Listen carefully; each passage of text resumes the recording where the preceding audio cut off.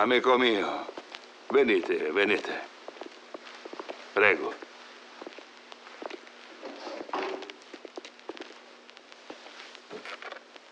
Ora tutti sappiamo per chi siamo qua, quindi cominciamo, va bene? Anche se mi viene difficile, venne per fare un accordo con Don Spadaro. Troppo sangue è stato versato. Non rispettassi il patto. E mi ha ferrato a tenere a bada i vostri uomini. State chiedendo la mia protezione? Vedete come ci finisce a chi di che offrite protezione. Ehi. Cercami la stelle piede, queste recriminazioni, va bene? La guerra rovina gli affari. Volete un accordo? Ma non abbiamo una proposta. No, oggi. Vi prego, ascoltatelo.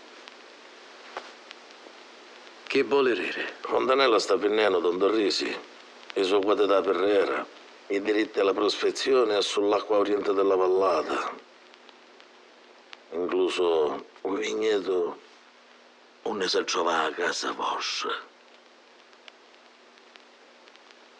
Vi la domando un'altra volta. Che minchia succede? Purtroppo non ho avuto scelta. Vi offro un pezzo di mercato per tutti i possedimenti che vi arrestano, come segno di rispetto. Ma dice vero? Don Bernard, vi prego, cercate di non ostacolare il progresso. Il progresso? Il progresso. E quando consumate tutte le cose che avete una terra? Come fate a ghinchire i sacchetti? Ah? No, questo è un affronto. Ma questa è solo una prima proposta, E pare che non mi piaceva assai. Io e il barone dobbiamo consultarci. Magari vi proponiamo un'alternativa più interessante.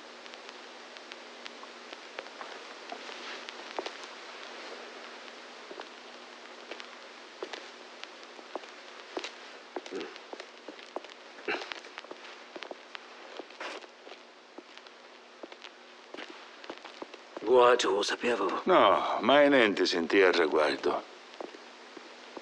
O posso convincere, fammici provare.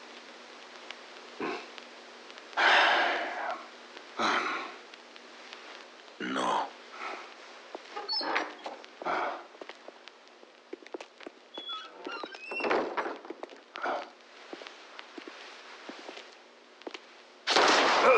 Don Galante! Giù!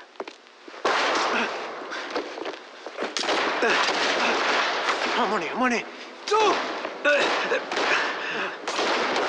Via! Amore! Enzo! Minchia! Vincenzo!